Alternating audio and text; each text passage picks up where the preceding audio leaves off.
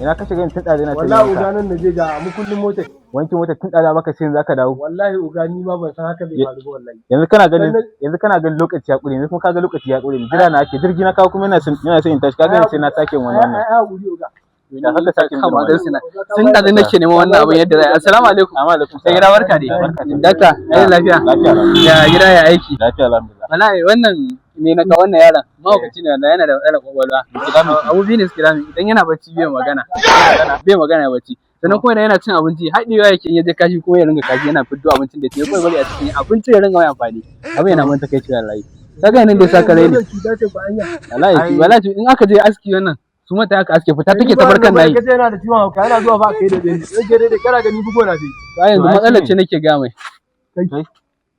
la ka gani matsalar haukan nan kenan yanzu me abin da ya kamata ya rika maganin da za a bai wannan yalla bai in ya ga mutane fa jifin su yake ko ba su mai magana ba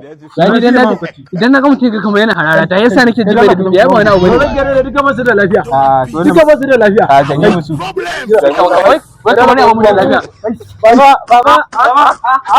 ka ga ya gama wai ni ba zai tafi mai da mahaukaci abu da jaji ai mahaukaci wa rai